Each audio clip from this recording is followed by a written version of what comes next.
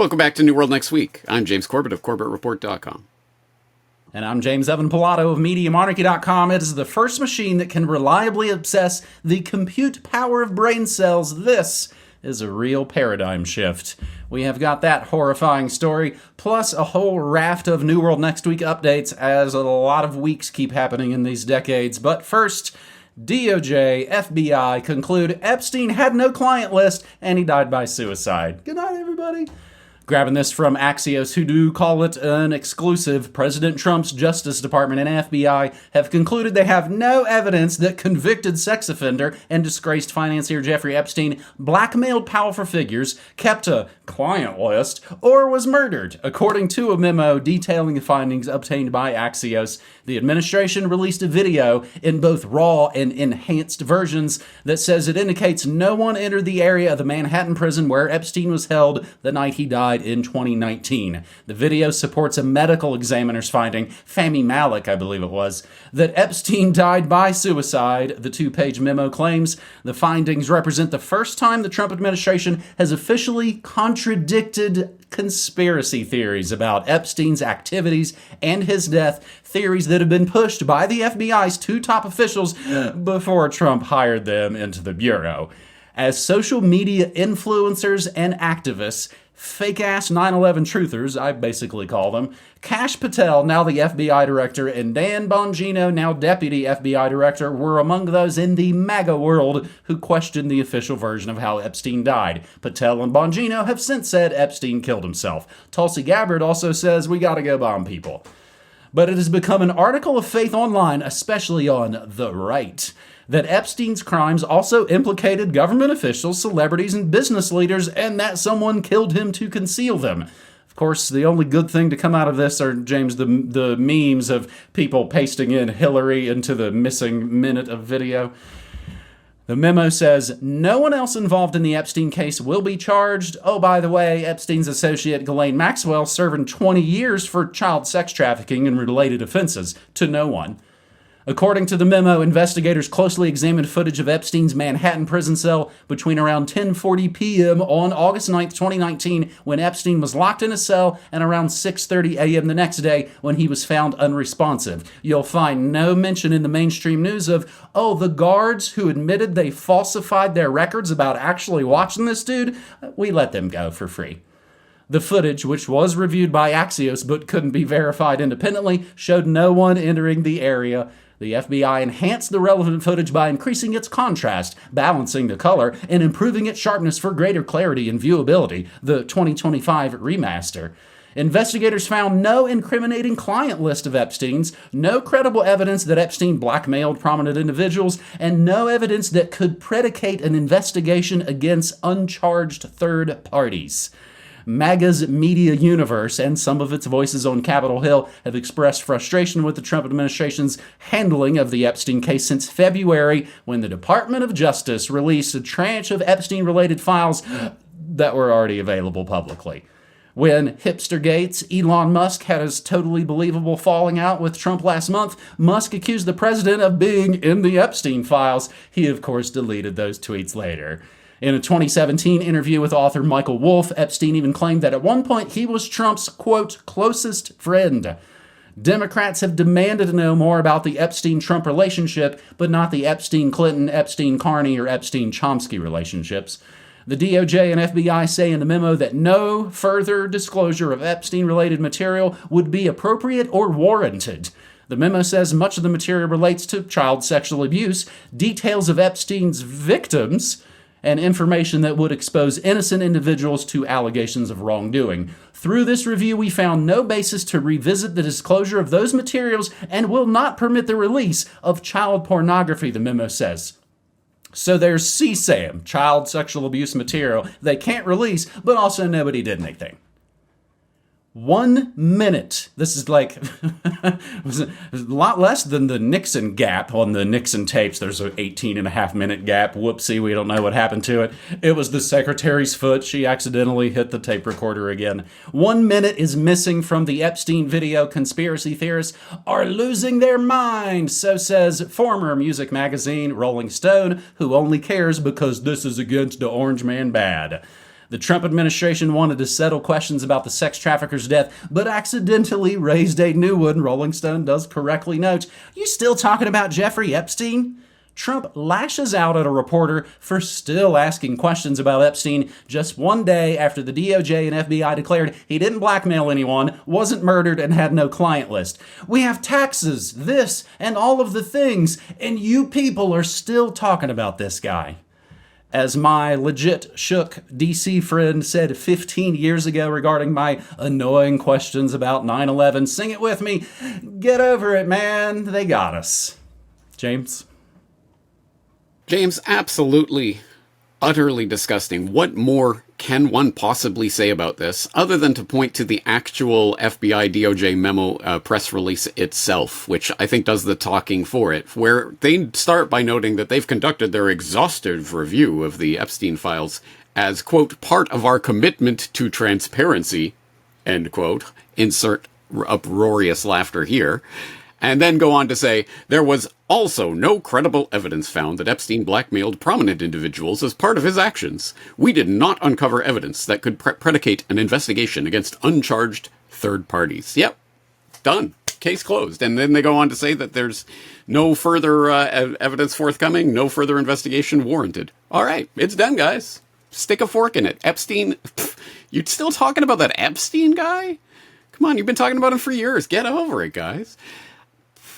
Now, the important part of this, okay, there's a couple of things to say. One is that I think that the 1 minute of missing footage is probably the red herring in all of this, because it assumes that we could have seen anything on that tape, even if it wasn't missing, because everyone thinks, the first thing you would think when looking at that footage is, oh, that must be the door to Epstein's cell, but no, it is not. What you are seeing is way back there in the background. You can see half of a sliver of part of the entranceway to the stairwell that led up to Epstein's cell. You are not looking at Epstein's cell. So what would it have shown anyway, even if it had actually happened? And beyond even that part of it, there's also the part that, oh, wait, these railings aren't painted, but in the crime scene photographs, they were painted. So are we even looking at the right part? I mean, how is this? Whatever. It's total nonsense top to bottom. There may have even been a different entrance to Epstein's wing than the one that we're looking at. So it's absolutely inconclusive of anything. But then Patel and Bongino will get up and lie to your face and say, I've seen the records. He killed himself. No question. Which goes to show just how much they hate you, and they think you are absolute idiots who will believe anything they are told by my team, because I voted for them, so they must be good. Now, I don't have to do any recalculation whatsoever here. I have always known that Trump was going to cover up the Epstein files. He said as much before. You don't want to release everything because there's a lot of stuff in there. So this does not change my view of anything whatsoever. But for the people who were Team MAGA, they're totally exposing the deep state guys. Now you know that is not true. You know they hate you. They think you are idiots. What are you going to do about it? Oh, I know. Vote harder. The problem is you didn't vote hard enough back in 2024, so vote harder. Hey, I hear that this South African with roots back in Canada is starting a new American party. What could go wrong, guys? Just vote for the brain chip guy.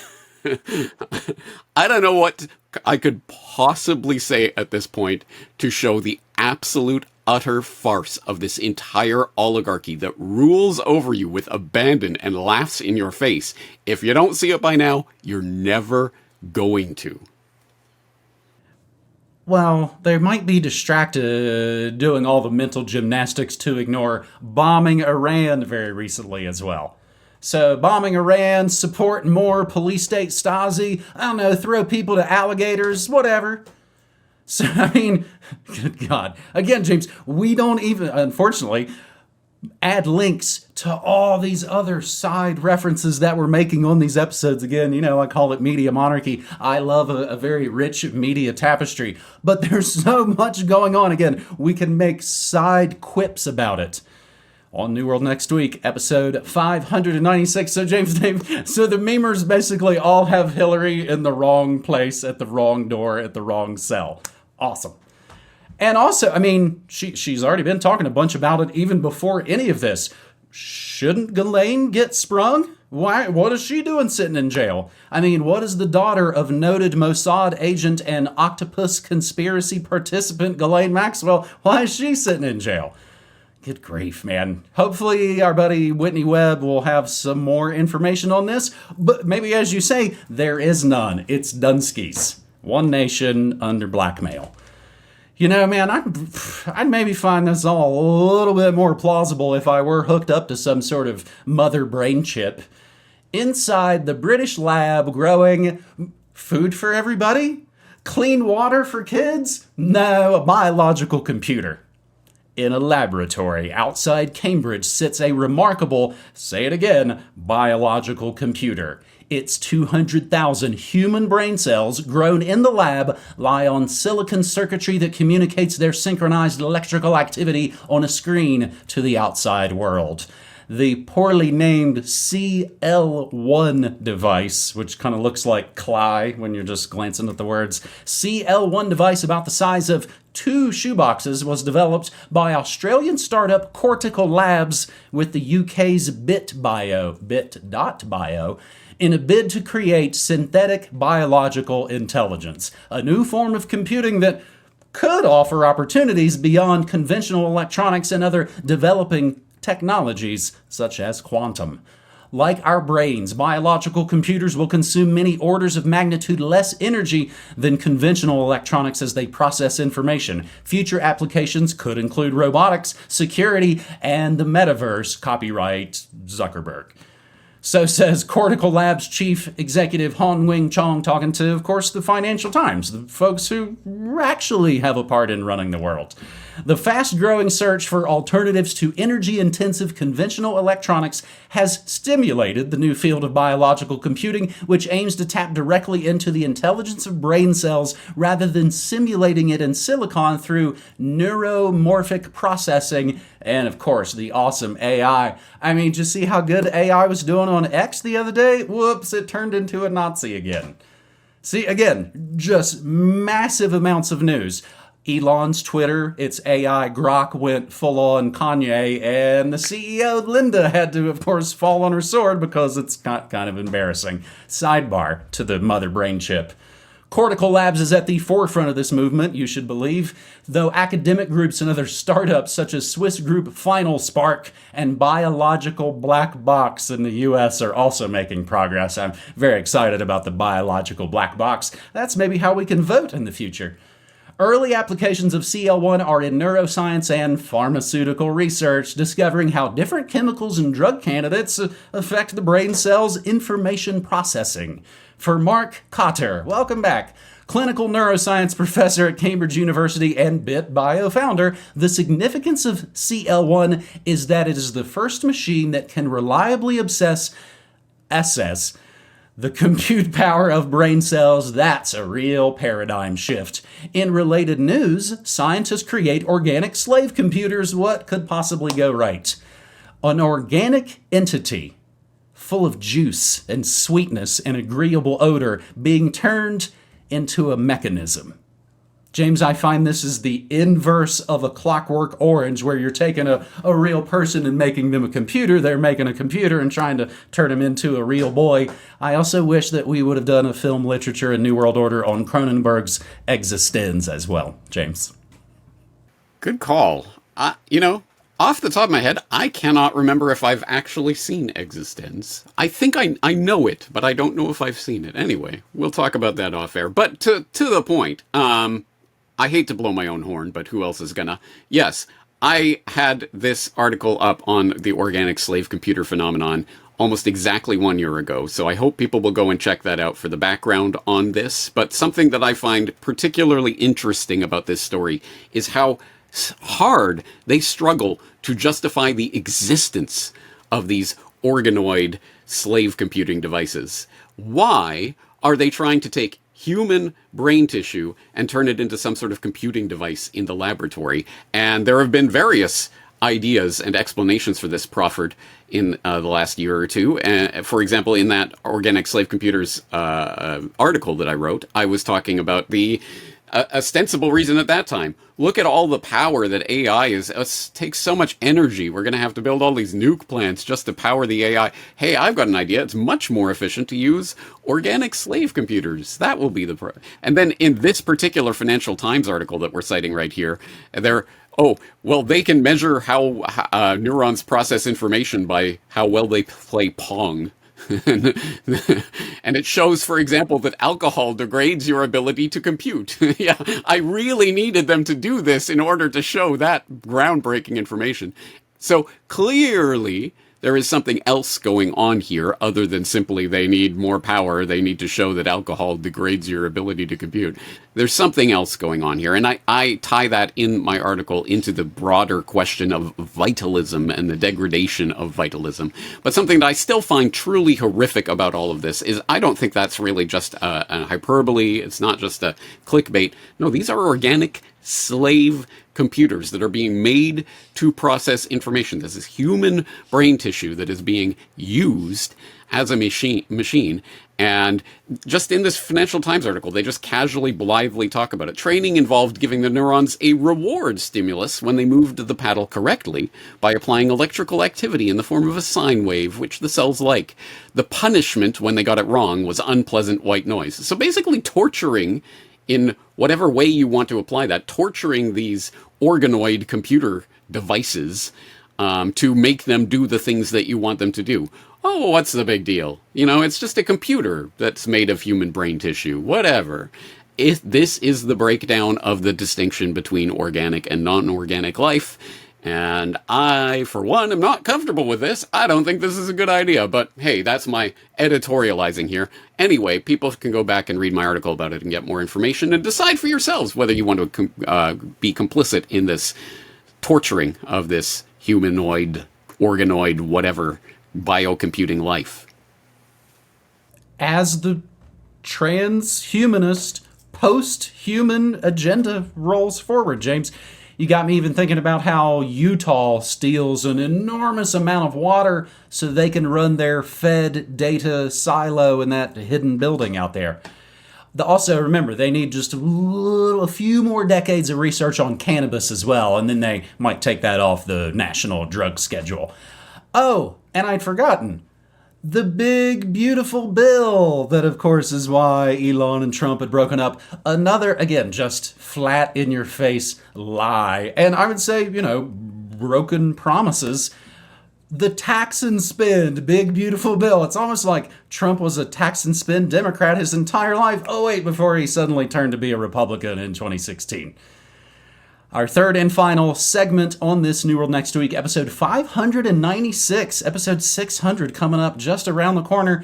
Sometimes, as we've noted several times on this episode, so much is going on, and we, unlike the lamestream media, like to actually, follow up and give you some context and some subtext. So a quick bullet point of headlines of updates of stories we have covered recently on New World Next Week. Update number 1, Israeli Defense Minister orders plan to build concentration camp for Gaza civilian population. You gotta love this. Israeli Defense Minister Israel Katz has ordered the IDF to prepare a plan to establish a camp to concentrate. It's not a concentration camp, it's a camp that's going to concentrate the entire civilian population of Gaza on the ruins of the southern Gaza city of Rafah. According to the conspiracy anti-Semitic site Haaretz, Katz said that once Palestinian civilians are pushed into what he's calling a humanitarian city, they will not be allowed to leave.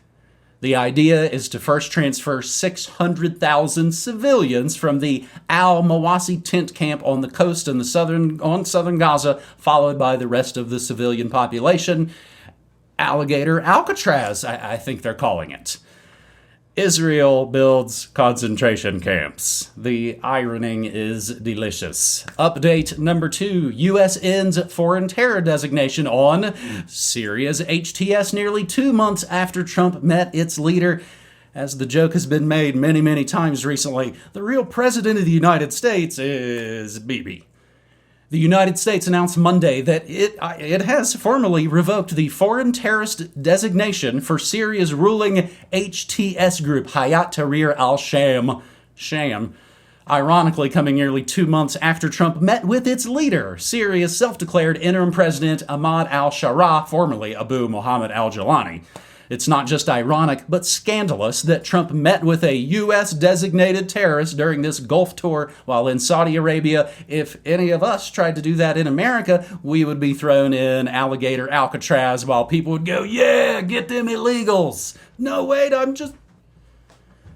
Update number 3. I believe James Corbett predicted this as one of the trends of the year. AI voice deepfake of U.S. Secretary of State triggers global security alert. Gentlemen, we've decided to gather you together to overthrow the U.S. government in one of the most audacious examples yet of AI-enabled political deception, because the politicians themselves aren't bad enough as it is. An individual posing as U.S. Secretary of State Marco Rubio used AI deepfake tools to impersonate his voice and writing style in a series of targeted communications to senior government officials, the goal of which was to gain access to information or accounts. John Podesta clicked on the phishing link in the email. Update the 4th. COVID shots triggered VAIDS in kids. You've got VAIDS. A sweeping new study raising urgent alarms about COVID vaccinations after confirming that mRNA injections, gene therapy, have triggered a surge in autoimmune disease such as vaccine-acquired immune deficiency syndrome, VAIDS, in kids. The study, conducted by leading Israeli scientists, linked COVID shots to a dramatic spike in autoimmune disease in children while demolishing the narrative that the virus itself poses the greater risk. I mean, Israel tested a lot of MAGA jabs on people, so I'd be inclined to trust these results. Update the 5th. Doctor faces 35 years in prison for refusing to vaccinate children with those aforementioned mRNA shots. A decorated U.S. Navy doctor facing 35 years in a cage. That's longer than Diddy's gonna get.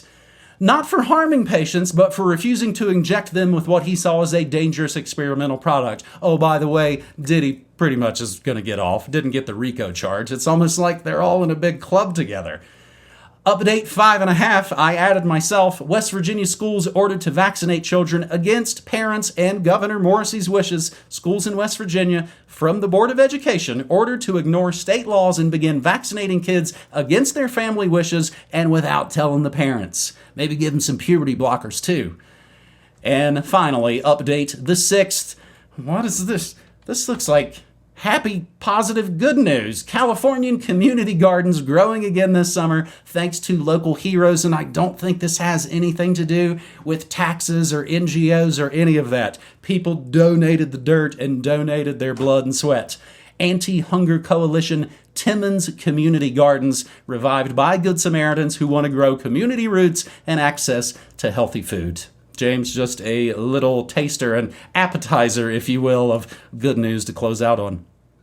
We need something to avoid the New World Next Week sigh, but I don't know if that's quite enough to overcome some of these stories, including, of course, the concentration camps, because where does the Holocaust in Gaza inevitably go? It goes to concentration camps. And yes, as you point out, I hope people don't take that as just a passing reference. No, the Haaretz article is the one that is using the term concentration, as in population transfer and concentration. Yeah, wonderful. So I guess the only thing that we should be debating about that story is what we should call it, because alligator Alcatraz has already been taken. So it's got to be, I don't know, Reaper drone Rafah or some other alliterative thing. People can enjoy coming up with their terms in the comments, but at any rate.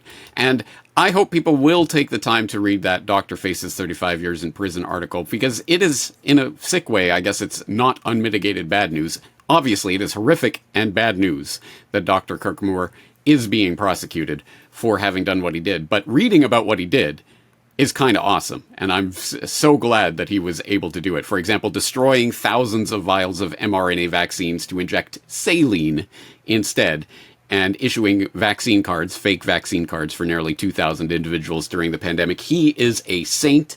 He should be valorized and lionized for what he did, not incarcerated. But oops, I forgot. It's the Trump DOJ who's putting him through this, so I'm not holding my breath for him to be exonerated on these charges for helping humanity rather than hurting it anyway. Such is the world we're living in. So yes, I will take that final little bit of good news as the tiny sliver of hope for what it is. At any rate, there are good things in the world, and we shouldn't just concentrate on the bad. So let's get the New World Next Week sigh out of our system and depressurize. NewWorldNextWeek.com is the way you can help support Corbett Report and Media Monarchy, DVDs, USBs. The 2017 USBs have started to come into the house. We have not been able to test them out just yet and get them up on the store, but they will be very close. And then you'll be able to get that Corbett Report USB bundle. And of course, I have my, I think, pretty awesome music compilations, 24-hour segments of music, rock, pop, electronic, all DJ'd by yours truly, a professional radio disc jockey. And James, I gotta say, I'm stoked this is back on YouTube. It does get us back in front of a lot of eyes. And it is great to see a lot of those people and see those people go, hey, yeah, my boys, I miss these guys, because we told you they're going to take us off of YouTube, and it's going to be up to you to come to our websites to go find that work. I run MediaMonarchy.com. I am coming up on my 20th anniversary. James, I am about 2 months and 2 days away from the 20th anniversary of Media Monarchy. Again, fear-free, ad-free, news, music, memes, and more, as I like to say. And there is New World Next Week, episode 596, buddy. You doing okay otherwise without the news and all the junk? I'm doing fine, except for the melting heat. But I must correct you. It's 2 months and 1 day away from your 20th anniversary on this side of the date line. So I have every day circled on my calendar. I cannot wait. At any rate, I hope people are playing along at home as well. Having said that, I think we'll leave it there for today. James, thanks for these stories. Thanks so much, my man. Take care.